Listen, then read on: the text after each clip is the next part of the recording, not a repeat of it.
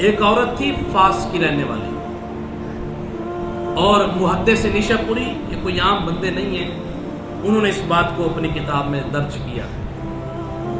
وہ فرماتے ہیں کہ ایک عورت تھی کہ جس کی یہ عادت تھی جب بھی اس پہ خوف طاری ہوتا وہ اپنے ہاتھوں کو اپنے چہرے پہ رکھ کے کہتی یا محمد صلی اللہ علیہ وسلم، اور اس بات کی وہ عادی ہو چکی تھی۔ کسی نے اس سے پوچھا کہ بی بی تو اس طرح کیوں کرتی ہے؟ جب بھی تجھے مصیبت آتی ہے، جب بھی تجھے خوف آتا ہے تو اپنے ہاتھوں کے اوپر، اپنے ہاتھوں کو اپنے چہرے کے اوپر رکھ کے یا محمد کہتی ہے۔ تو وہ کہتی ہے کہ میرے سامنے جنگ یمامہ کا واقعہ ہے۔ کہا وہ کیسے؟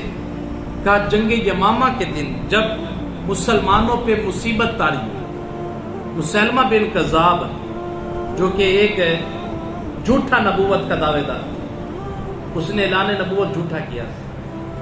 اب وہ بھی نعرہ تکبیر بلند کرتا، اس کے لشکر والے بھی نعرہ تکبیر بلند کرتے، اور مسلمانوں کا بھی اس وقت شیوا کیا تھا؟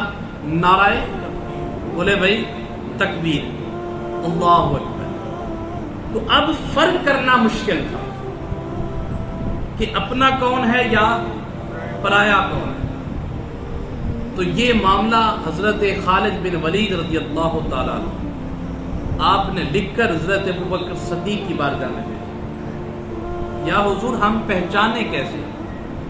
تو آپ نے فرمایا کہ تکبیر کا نعرہ وہ لگاتے ہیں، لیکن تم ایسا کرو کہ تم نعرہ رسالت لگاؤ، اور اس دن پہلا نعرہ رسالت لگا۔ تو پھر سب نے کہا یا محمد آب، تو کہا جب بھی میرے اوپر مصیبت آتی ہے اس لیے میں کہتی ہوں یا محمد آب، اور یہ البدایہ والنہایہ کے اندر یہ واقعہ موجود ہے۔ جب بھی مجھے مصیبت آتی میں یا محمد کہتی ہوں۔ فوت ہو گئی، کسی اپنے نے اس کو خواب میں دیکھا، کہا پھپھی جان تیرے ساتھ کیا معاملہ ہوا؟ کہا کہ جب تم لوگ مجھے دفن کر کے چلے گئے تو میری قبر کے اندر فرشتے آئے، جن فرشتوں کو اچانک دیکھ کر مجھے خوف طاری ہوا، اور میں نے اسی طرح جیسے دنیا میں اپنے چہرے کے اوپر ہاتھ رکھ کے یا محمد کہتی تھی، میں نے قبر میں بھی ایسا کیا۔ غیب سے آواز آئی اس کو سونے دو، یہ میرے نبی کی غلام ہے۔